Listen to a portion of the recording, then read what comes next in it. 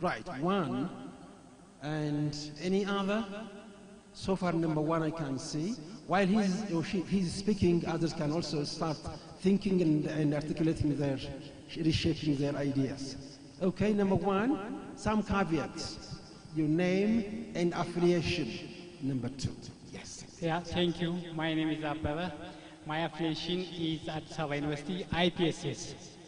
My question goes to Mr. Adam, who stated about Africa and Chinese relations, specifically Africa, China and Ethiopia relations, Chinese role in constructing roads and many things. The question is that as soon as China came to Africa, the West are imposing and interfering towards Africa, not only to Ethiopia but also to other parts of Africa. Now we see what's going on in our country.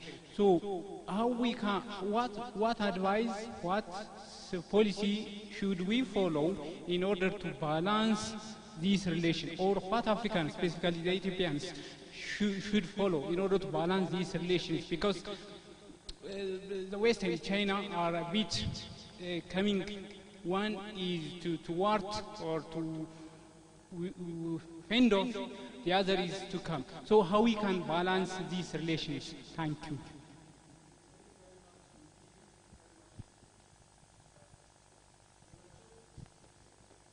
Yes. Thank you very much for the wonderful presentation by the three presenters. My name is Wang from Kuomintang. I have two questions. One is for the minister. Mr. Adam. This question is that just concluded the 20th National Congress of CPC. It really has a great influence or impact on China as well as the world. For Ethiopia, how Ethiopia, gonna grasp the opportunity offered by the National Congress of CPC to develop Ethiopia's own economy to achieve the prosperity. Yeah. My second question for Ms. Haya. What's your what's the difference between your, the impression of China? What's the difference really before you're going to China and after you stay there for years? Thank you.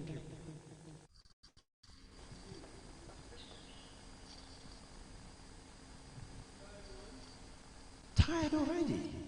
We have plenty of questions I was expecting, to be honest. Okay.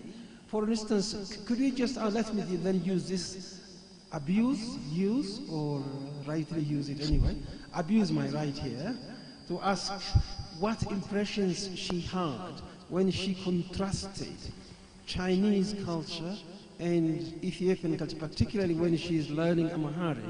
What has she encountered that she can never ever forget, and also is not afraid of sharing to us in public? Right, that's my question to her. Any other question? While you are thinking, then let them respond to those questions. Your Excellency, are you there? You had two questions, I'm sure you heard. Your Excellency, Adam? Yes, I'm here. Yes. Thank you, Dr. Jonas, once again. And the first question, thank you for the question first from Addis Ababa University, Ato Ababa. His question is in relation to the competition, what is generally termed as a systemic competition between the West and China. First, we have to understand was the United States, the European Union, European countries and others to work in partnership with Africa and with Ethiopia.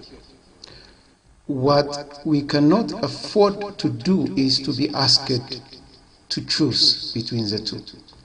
We appreciate the choices. We will choose based on our vested interests, but we will not be willing to be asked to choose one over the other. We have a long-standing partnership with our traditional partners. They have contributed greatly to the African continent. But what we have with China is a special kind of relationship, because Chinese partnership dares to enter into areas that Western companies and governments are not so willing to enter into. For example, infrastructure. I indicated in my presentation that there is a deficit of no less than 130 to 170 billion dollars worth of deficit annually. You can imagine the need that Africa has. But the larger portion of this investment is coming from China. That makes our relationship, one of the reasons that makes our relationship with China important and special, is this issue of investment in infrastructure. So the West now is coming with